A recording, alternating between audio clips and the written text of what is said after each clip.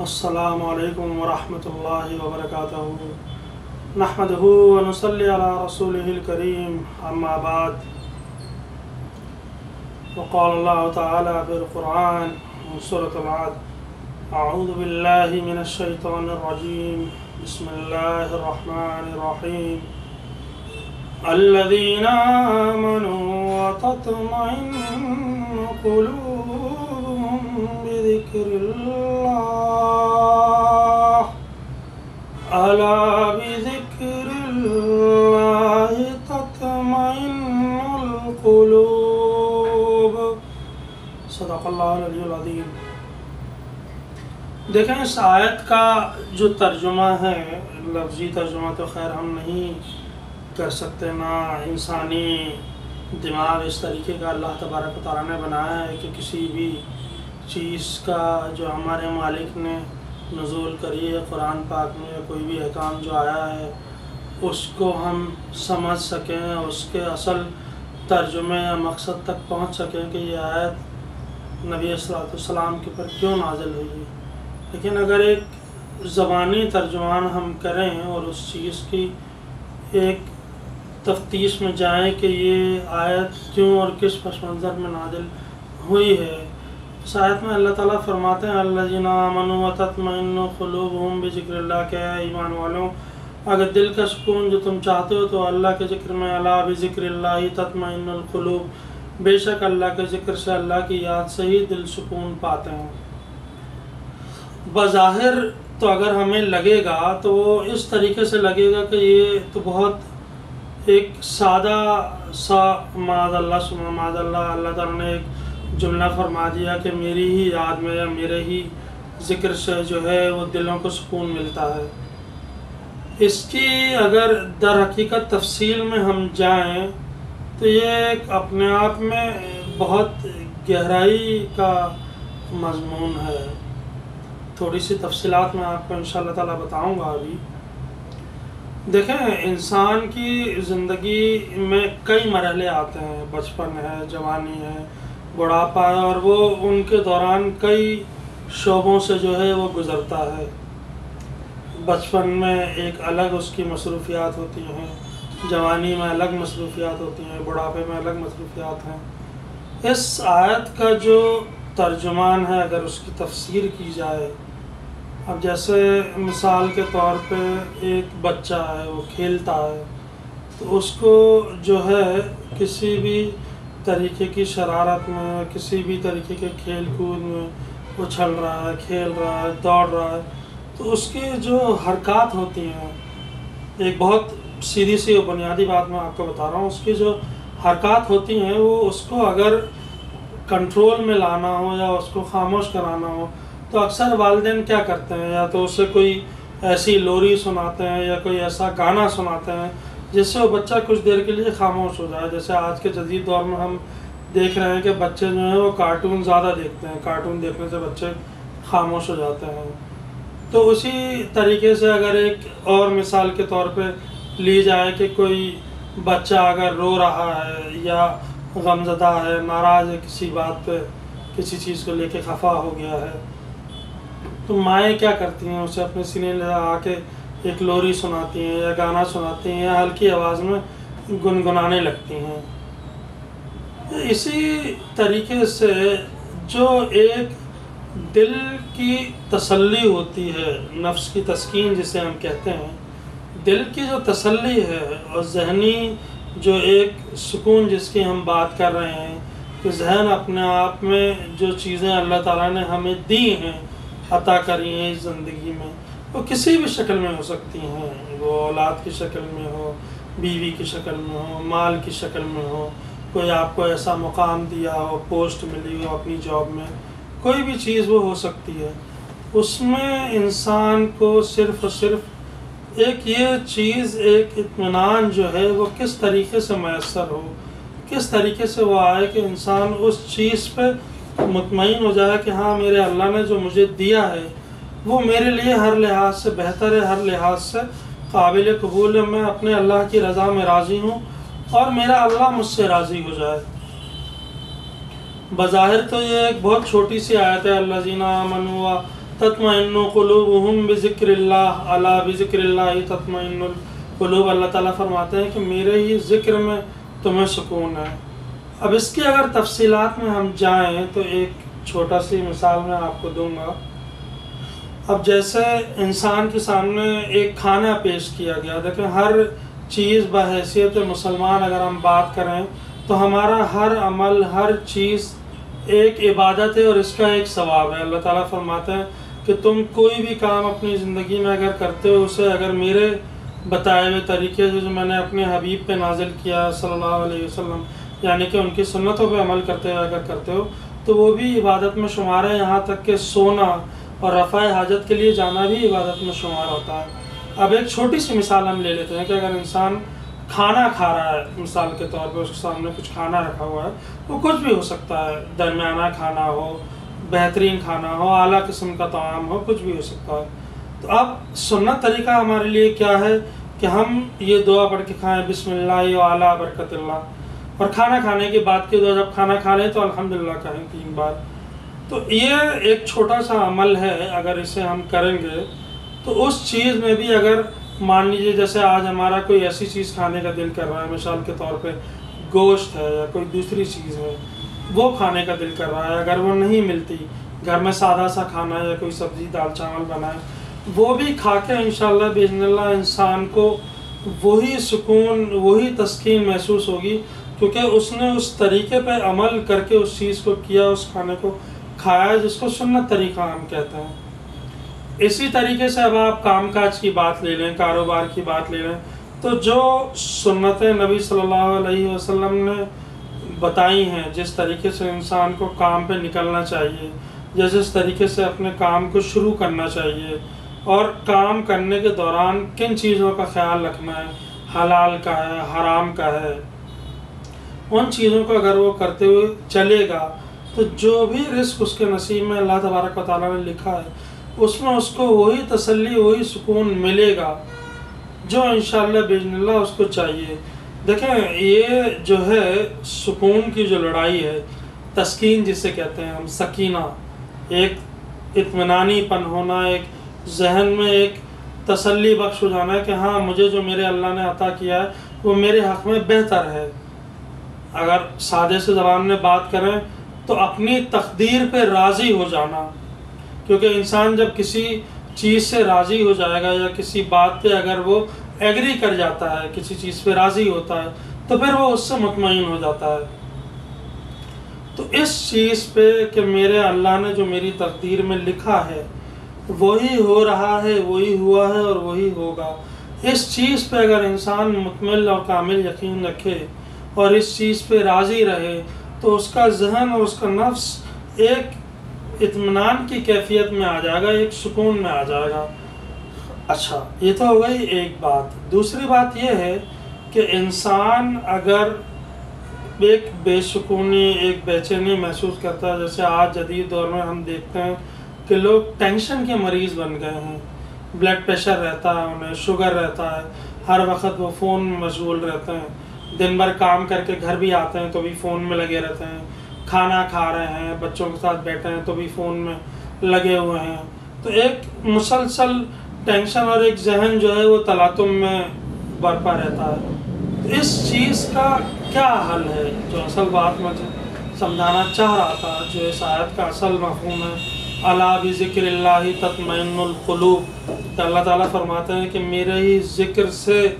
دل جو ہیں وہ سکون پاتے ہیں۔ دیکھیں بہت ساری چیزیں ایسی ہوتی ہیں جس کا تعلق بظاہر نفس نفیس انسان کے جسم پہ اثرات کے طور پہ نہیں آتا۔ جیسے میں آپ کو ایک مثال دوں کہ اگر ایک انسان جو رنگ کا گورا چٹھا ہے وہ اگر دھوپ میں نکلے گا تو کچھ عرصے کے بعد اس کی جو کھال ہے وہ کالی ہونا شروع ہو جائے گی۔ یہ ایک ظاہری اثرات ہے جو انسان کے اوپر نظر آئے گا۔ لیکن اس کے برعکس اگر ہم بات کریں، مثال کے طور پہ جیسے باپ اور بیٹے کا ایک رشتہ ہے، تو اس میں اگر بیٹے نے کوئی ایک ایسی بات کہی ہے جو والد کو ناگوار گزرتی ہے یا نازیبا گزرتی ہے، انہیں برا لگتا ہے اس چیز کا، دل کو ان کے ٹھیس پہنچتی ہے، تو یہ وہ اثرات ہیں جو بظاہری طور پہ جسم پہ نہیں دکھتے، اس کا تعلق انسان کے دل و دماغ سے ہوتا ہے، اور اگر اس کی گہرائی میں جائیں تو اس کا تعلق انسان کی روح سے بھی ہوتا ہے۔ کچھ باتیں یا کچھ الفاظ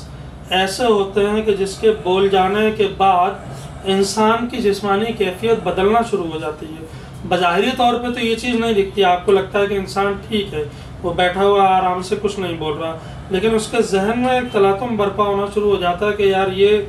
میرے سامنے یہ کیا واقعہ ہو گیا، کیا بات میرے سامنے جو ہے وہ یہ پیش آئی ہے۔ اسی حوالے سے اگر ہم بات کریں تو اللہ تعالیٰ فرماتے ہیں الا بذکر اللہ تطمئن القلوب۔ جب انسان جیسے تسبیح پڑھنا ہوا یا درود شریف پڑھنا ہوا یا قرآن شریف کی آیتوں کی تلاوت ہے، یا اگر آپ کے پاس اتنا وقت نہیں ہے یا قرآن شریف کی تلاوت صحیح نہیں کر سکتے لا علمی کی وجہ سے، تو قرآن شریف کی آیتیں سننا ہی ہوا۔ کبھی اس چیز پہ آپ غور و فکر کیجئے گا کہ جب آپ کچھ دیر کے لیے وقت نکال کے الگ سے سکون سے بیٹھ کے تسبیح پڑھتے ہیں یا درود شریف پڑھتے ہیں، یا پھر خالی انسان اگر اتنا بھی کرے کہ اپنا سیدھا ہاتھ دل کے اوپر رکھ کے ایسے یا اللہ ایسا بھی ذکر کرے، کلمہ توحید پڑھے، لا الہ الا اللہ محمد رسول اللہ، قرآن شریف کو سنے کچھ دیر کے لیے بغیر ذہن کہیں بھٹکائے ہوئے کہ دنیا میں کیا ہو رہا ہے یا میرے گھر کے کیا مسئلے ہیں، میرے کاروبار کے کیا مسئلے ہیں، تو تھوڑی دیر بعد وہ اس چیز کو محسوس کرے گا کہ اس کا دماغ ایک سکون اور اطمینان کی کیفیت میں آ گیا ہے۔ اب یہ اثرات جسم کے اوپر نہیں دکھتے، اس کا تعلق روح سے ہے، کیونکہ جس چیز کے لیے انسان نے ساری زندگی جد و جہد کی ہے وہ تو یہیں رہ جانا ہے انسان کا جسم۔ جو اصل چیز ہے باقی رہنے والی ہے وہ ہے روح، روح اور کچھ نہیں، اللہ کا امر ہے۔ تو یہ ایک ایسی اللہ کی مخلوق ہے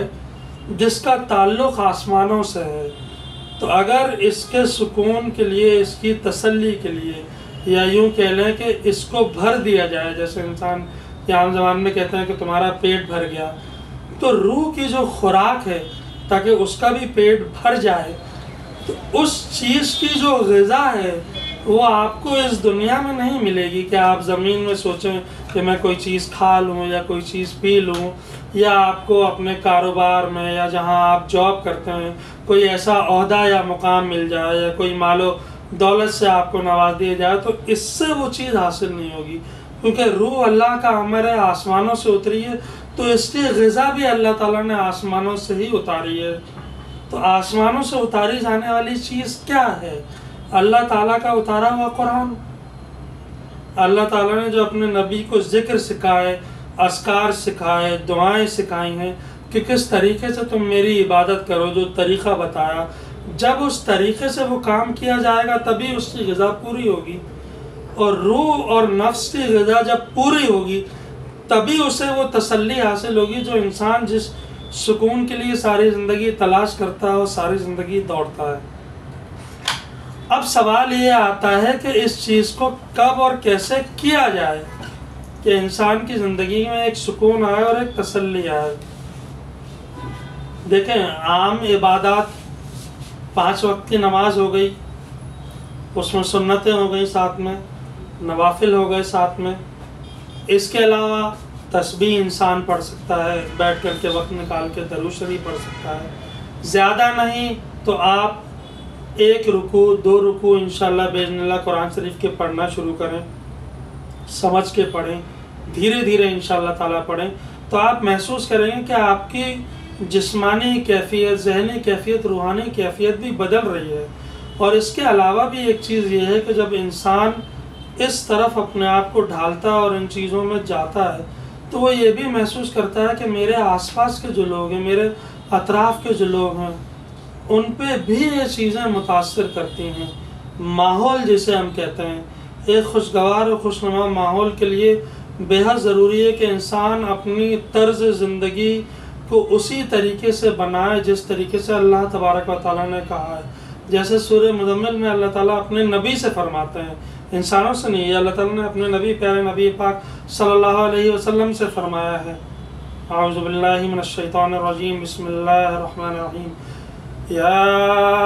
ایھا المزمل قم الليل إلا قليلا نصفه أو انقص منه قليلا أو زد عليه ورتل القرآن ترتيلا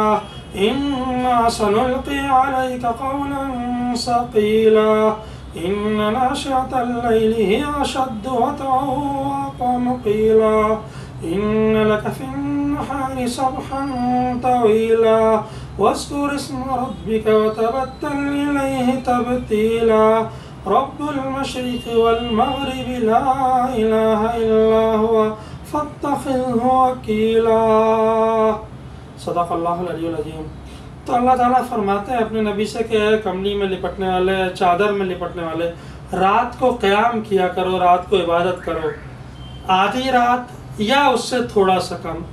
یا ایک تہائی رات، تینوں لفظ آتے ہیں اس آیت کے اندر، نصفہ او انقص منہ قلیلا، کیونکہ رات کو اٹھنا تیسرے پہر میں، تیسرے پہر سے میرا مراد ہے تہجد کا جو وقت ہوتا ہے، صبح صادق سے پہلے کا وقت، رات کا جو آخری حصہ ہوتا ہے اسے تیسرا پہر کہا جاتا ہے، جو تہجد کا بھی وقت کہلاتا ہے، صبح صادق سے پہلے کا وقت، غالباً آدھا گھنٹہ ایک گھنٹہ پہلے کا وقت جو ہوتا ہے صبح صادق کا، اس میں اٹھ کے اگر انسان اگر تہجد کی نماز پڑھتا ہے، قرآن شریف کی تلاوت کرتا ہے، نفل پڑھتا ہے، ذکر و اذکار کرتا ہے، تو اگر انسان اس چیز کو اپنے معمول میں لے آئے تو وہ دیکھے گا کہ میری زندگی میں اپنے آپ یہ تبدیلیاں آنا شروع ہو گئی ہیں۔ ذکر کے اعتبار سے ایک حدیث میں آپ کو بتاتا چلوں، ہمارے نبی پاک صلی اللہ تعالیٰ علیہ وسلم کا یہ فرمان ہے کہ کچھ کلمات ایسے ہیں جو زبان پہ تو آسان ہے، اس کی ادائیگی زبانوں کے لیے آسان ہے، بولنے میں آسان ہے، اللہ تعالیٰ کو بے حد پسند بھی ہیں، بلفظ ہلکے ہیں لیکن میزان میں قیامت کے دن بہت بھاری ہیں۔ کلیمتان حبیبتان خفیفتان علی النسان حبیبتان الی الرحمن ثقیلتان فی المیزان، او کما قال صلی اللہ تعالیٰ علیہ وسلم، کہ کچھ کلمات ایسے ہیں جو زبان پہ تو ہلکے ہیں، لفظ کے طور پہ وزن میں بھی ہلکے ہیں، لیکن رحمان کو بڑے پسند ہیں اور میزان میں بہت بھاری ہیں۔ وہ کیا ہیں؟ سبحان اللہ و بحمدہ سبحان اللہ العظیم۔ اس کو اگر آپ 100 مرتبہ انشاءاللہ تعالیٰ پڑھتے ہیں ایک تسبیح کے اندر، تو حدیث کے الفاظ ہیں کہ انسان اگر سمندر کے جھاگ کے برابر بھی گناہ کرتا ہے تو اللہ تبارک و تعالیٰ اس کے گناہوں کو معاف کر کے اس کو نیکیوں سے بدل دیں گے۔ یہاں صغیرہ گناہ کی بات ہو رہی ہے، کبیرہ نہیں۔ تو ایسے بہت سارے ذکر ہیں۔ تیسرا کلمہ ہے، درود شریف ہے۔ درود شریف ایک بار بھی اگر آپ پڑھتے ہیں تو 10 رحمتیں 10 نیکیاں آپ کے اکاؤنٹ میں لکھ دی جاتی ہیں۔ تو یہ انشاءاللہ باذن اللہ ایک چھوٹا سا میں نے مختصر سا مضمون جو ہے وہ آپ کے سامنے پیش کیا ہے۔ اس آیت کا تفصیلات تو اس کی بہت زیادہ ہیں، پھر انشاءاللہ تعالیٰ کبھی بتاؤں گا کسی اور بیان میں، لیکن انسان کوشش کرے کہ اپنے دن بھر کا جو معمول ہے اس کا 24 گھنٹے کا، اس میں کچھ وقفہ ایسا نکالے جس میں صرف اور صرف اللہ کا ذکر اور اللہ کی یاد ہو۔ اس آیت کو آپ سنیے گا، انشاءاللہ آپ کو یہ آیت سن کر بھی جو ہے وہ بہت سکون ملے گا۔ اعوذ باللہ من الشیطان الرجیم، بسم اللہ الرحمن الرحیم۔ الذین آمنوا وتطمئن قلوبهم بذکر اللہ، الا بذکر اللہ تطمئن القلوب۔ صدق اللہ العلی العظیم۔ اللہ تبارک و تعالیٰ سے دعا ہے کہ ہمیں تا عمر جب تک یہ زندگی اللہ تعالیٰ نے ہمیں دی ہے اسی راستے پہ چلائے جو راہ راست راہ ہدایت ہے، جس پہ چل کے ہمیں اللہ تعالیٰ کی رضا نصیب ہو اور ہمارا خاتمہ ایمان پہ ہو، اور ہمیں ان سنتوں پہ عمل کرنے کی توفیق عطا فرمائے جو ہمارے پیارے نبی پاک صلی اللہ تعالیٰ علیہ وسلم نے ہمیں اپنی زندگی میں بطور نمونہ کر کے دکھائی ہیں۔ اللہ تعالیٰ اس بیان کو تمام امت صلی اللہ تعالیٰ علیہ وسلم کے لیے بذریعہ اصلاح بنائے، اور ہماری بھی اور آپ کی تمام جائز حاجات کو، دعاؤں کو قبول فرمائے، بذریعہ مغفرت بنے۔ تقبل اللہ منا ومنکم صالح الاعمال، جزاک اللہ خیرا و احسن الجزاء فی الدنیا والآخرہ۔ السلام علیکم ورحمۃ اللہ وبرکاتہ۔